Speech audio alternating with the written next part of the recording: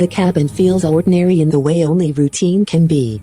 Soft engine noise, screens glowing, coffee cups rattling lightly as the aircraft cuts through steady air. United Airlines Flight 237 cruises over open desert sky, and nothing about the moment suggests it will be remembered. Elena Ward sits alone in C-12A, wind outside, hands folded loosely in her lap. Her posture is straight without effort, not stiff, just practiced. She wears plain clothes, nothing that tries to explain her. Warm boots rest flat on the floor, their scuffed leather drawing quiet looks from the man beside her. The businessman in C-12B keeps glancing down, then away. His eyes linger on the faint scars along her forearm, on the way she never shifts, never fidgets. He types, pauses, types again uneasy. The flight attendant stops briefly, polite and efficient. Coffee is offered. Elena nods once. Black. No small talk follows. The attendant moves on, sensing something closed, but not unkind. No one says anything. No one needs to. Elena notices it all. The looks, the distance, the silent assumptions. She does not react. She never does. Then the captain's voice breaks through the cabin. Ladies and gentlemen, this is your captain speaking. Please remain seated. We have been informed that 2 Air Force fighter jets are now escorting our aircraft. Before we begin, make sure to subscribe to Military and Veteran Stories so you never miss these true tales of courage. And tell us in the comments, where are you watching from today? Elena does not look out the window when the announcement ends. She keeps her eyes forward, fixed on nothing in particular, letting the low hum of the engine settle back into her chest. Her breathing stays even, controlled, the way it learned to be years ago. Panic moves around her like weather, but it never reaches her skin. Exhaustion sits deep in her bones, not the kind that sleep fixes. It is the weight of months spent learning how to exist without a mission, without a team stacked behind her, without the clarity of knowing exactly where she is needed. Retirement was supposed to feel like relief. Instead, it feels like standing in the wrong uniform on the wrong side of a locked door. She did not want to travel under her real name. She argued it quietly once. The answer came back clean and final: protocol, paperwork, ceremony. She typed her name anyway, each letter feeling heavier than the last. Elena Ward. No call sign, no shield, just the name that still opens doors she wishes would stay closed.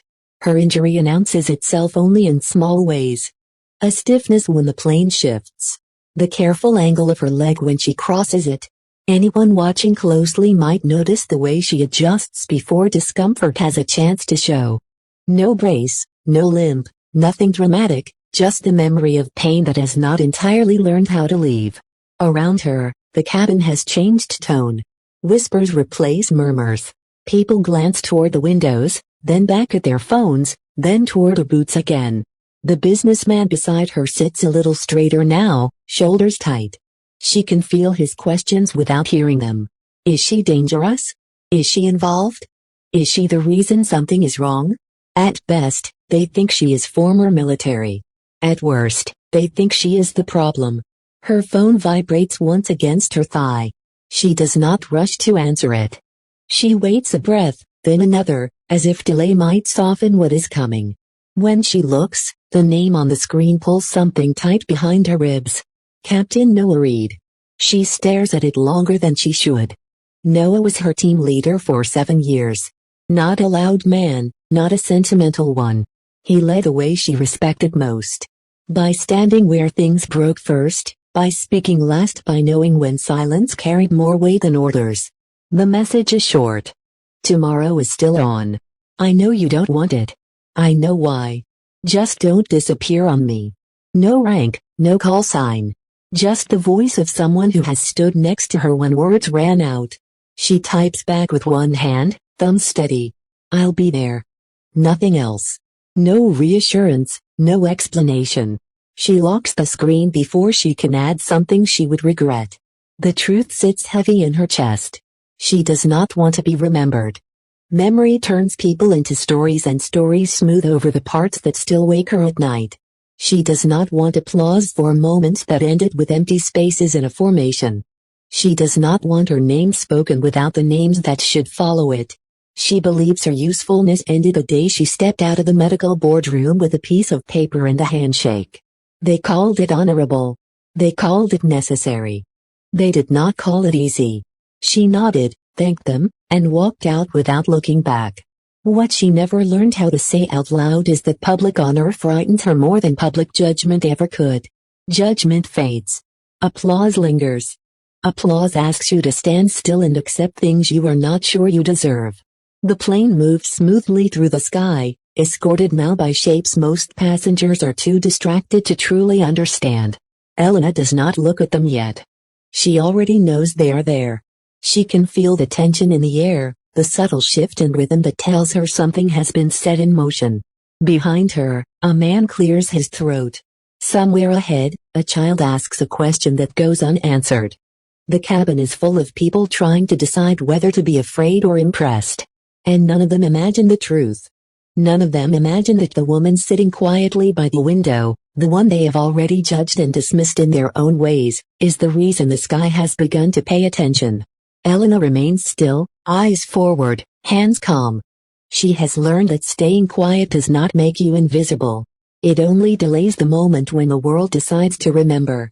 The captain repeats the announcement a second time, his voice steady, practiced, almost deliberately calm. He thanks everyone for their patience and reassures them that the escort is part of a routine security protocol. The words are meant to soothe. They do the opposite. Phones come out everywhere. Screens glow. People lean into the aisle to look past strangers, craning for windows that are already crowded with faces. Someone whispers the word hijacking. Someone else says military drill. A woman laughs once, sharp and nervous, then stops when no one joins her. Fear looks for a shape it can understand.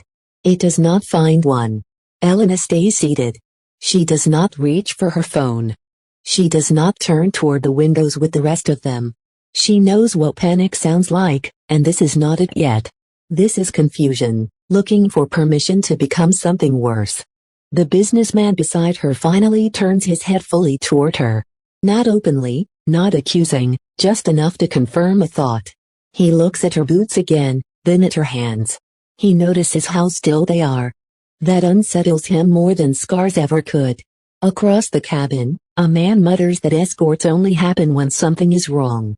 Another passenger says, the Air Force does not babysit civilian planes unless they have to. Someone else swears they saw this once on the news. No one mentions honor. No one imagines gratitude.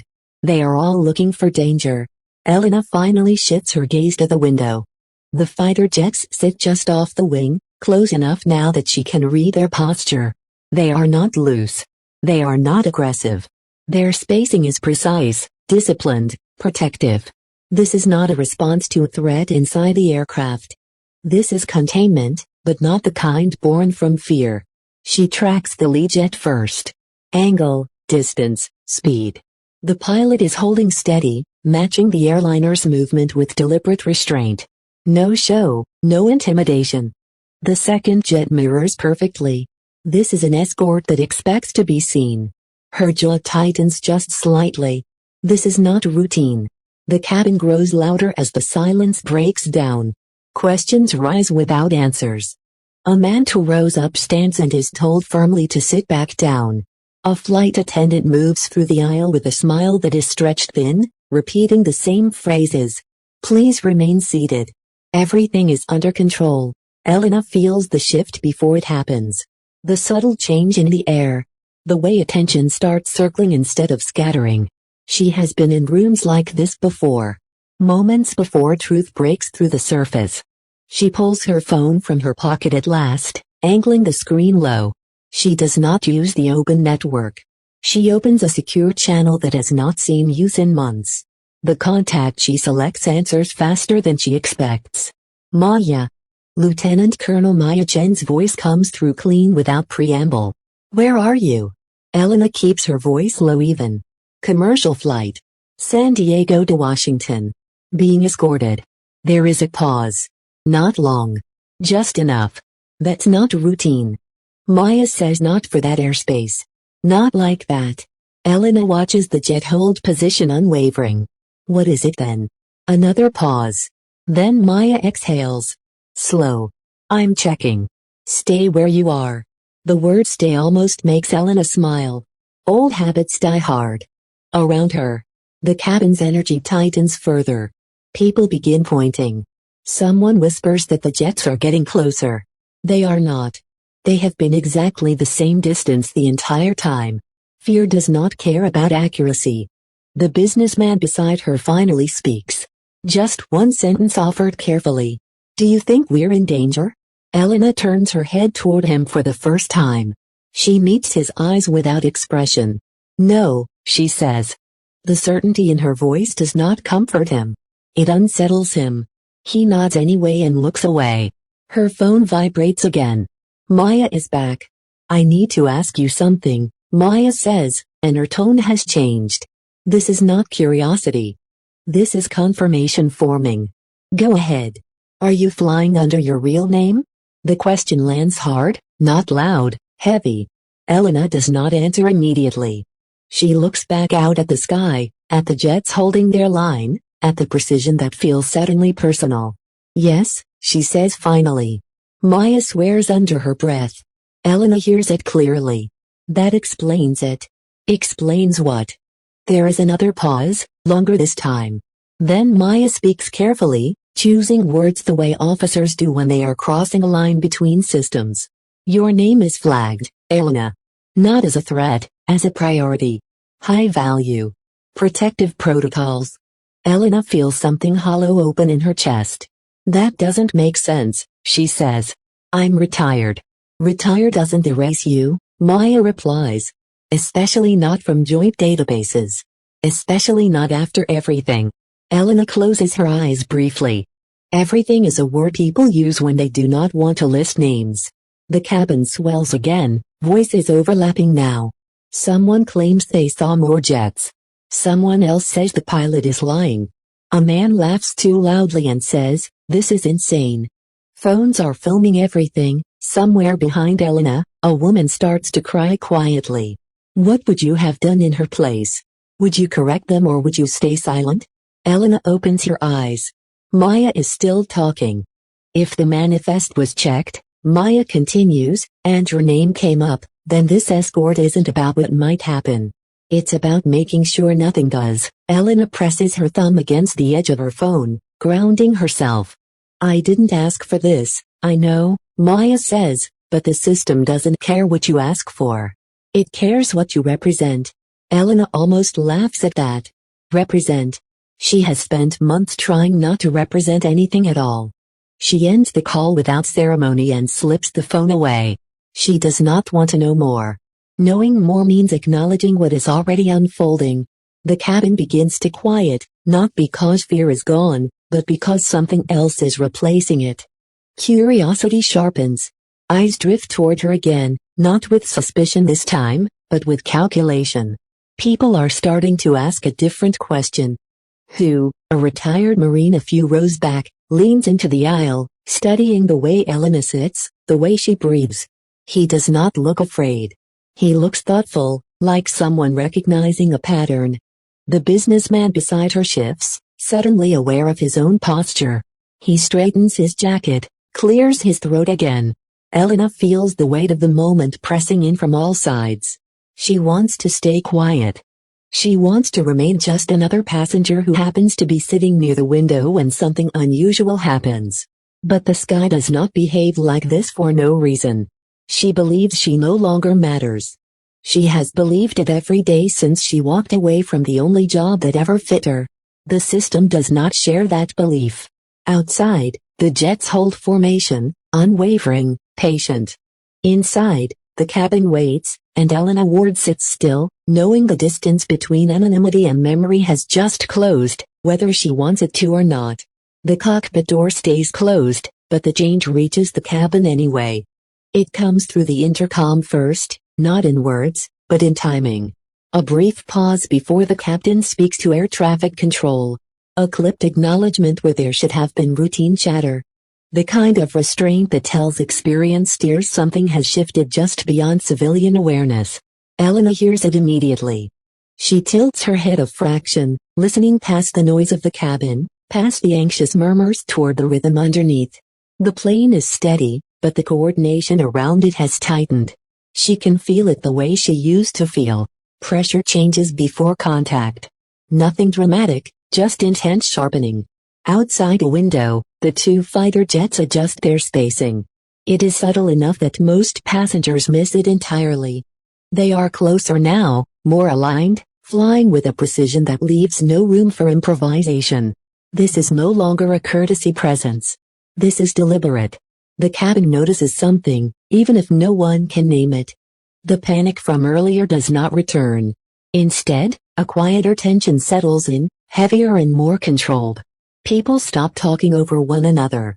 Phones remain raised, but voices drop. Fear gives way to curiosity, and curiosity carries its own weight. Elena remains still. Her calm begins to stand out now, not because she draws attention to herself, but because she does not mirror the mood around her. While others lean forward, she stays back. While eyes dart to the windows, hers rest level. She does not smile. She does not frown. She looks like someone waiting for something she already understands. 2 rows behind her, a man shifts in his seat. He is older, broad-shouldered, posture-worn, but intact.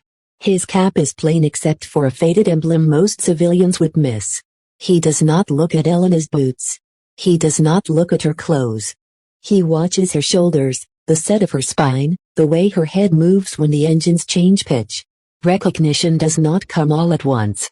It never does. The escort tightens again. This time, even the untrained eyes notice. A murmur ripples through the cabin as shapes appear where there were none before. Another pair of fighter jets slides into view, seamless and unannounced, taking position with quiet authority. No alarm sounds. No explanation follows. The sky simply fills with purpose. A child presses his face to the window and whispers something to his mother. She pulls him back gently, her hands shaking despite herself. The flight attendants move with renewed focus. Their smiles are still there, but they no longer linger. They check seat belts. They repeat instructions. They avoid questions. One of them glances toward the cockpit, then down the aisle, then briefly toward Elena before catching herself and looking away. Elena feels the attention brushing past her. Now, light but persistent. It is not suspicion anymore. It is assessment. People are beginning to sense that the answer they are looking for is not outside the aircraft. Her phone stays dark. She does not reach for it again. Whatever is unfolding no longer needs her input. It is already moving on rails laid long before this flight ever took off. Through the low static of the cabin speakers, a fragment of sound slips through. It is not meant for passengers. It rides the edge of encrypted communication. Distorted and brief. Lost beneath the hum of engines and whispered conversations. Iron fist. The words are faint, almost swallowed whole. No one reacts. No one hears them for what they are. To the cabin. It is just noise. Another meaningless syllable in a sky full of technical language. Elena hears it. Her fingers tighten once against the armrest. Then relax. Her face does not change. If anyone is watching closely, they miss it. The moment passes like a breath held and released. The retired Marine behind her leans back slowly, eyes narrowing just a touch. He does not smile. He does not move closer. He simply exhales long and quiet as if a puzzle piece has settled into place without needing to be named.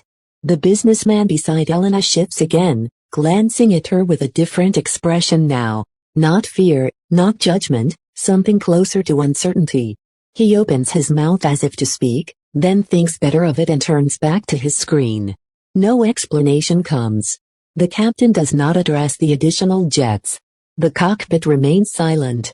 The escort holds tight. The plane continues its course as if nothing has changed. Even as everything has, unease drifts through the cabin, transforming slowly into something more focused. People are no longer asking what is happening. They are beginning to wonder why. And behind that question, another one waits. Who would warrant this? Elena sits quietly by the window, eyes forward, breath steady. The truth is close now. Close enough to feel. still just out of reach.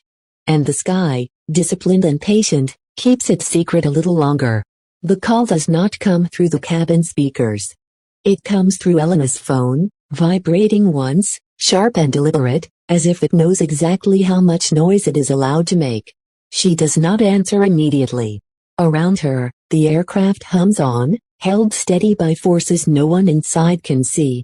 The cabin has quieted into something watchful, not calm, not afraid, suspended. People sense that whatever is happening has moved beyond rumor and into intention. Elena lifts the phone and brings it to her ear, angling her body just enough to shield the screen. "Ward," she says, her voice is low, even professional.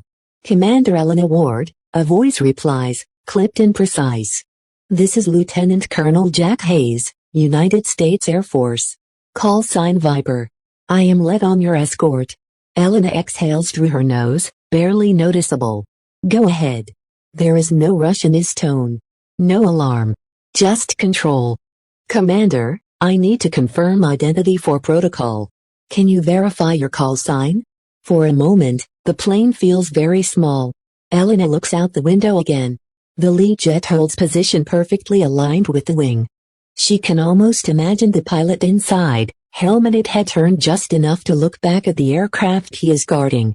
"Iron Fist," she says. The silence on the line stretches. It lasts only a second, maybe two, but it carries weight. Not confusion, recognition. "Mom," Viper says finally, and the word lands differently now. His voice has changed. The procedural edge softens into something restrained but unmistakable. "Iron Fist, sir, Mom." "Confirmed." Elena closes her eyes for a brief moment, then opens them. "You can use Commander," she says. "I'm retired." "Yes, Mom," he replies. "And no, Mom. Not to us." The cabin feels it before it hears anything. The shift is subtle but undeniable, like a room when someone important has just entered quietly and everyone senses it at the same time. Viper continues, his voice no longer just for her. "We were not briefed on your presence prior to intercept. Standard escorta."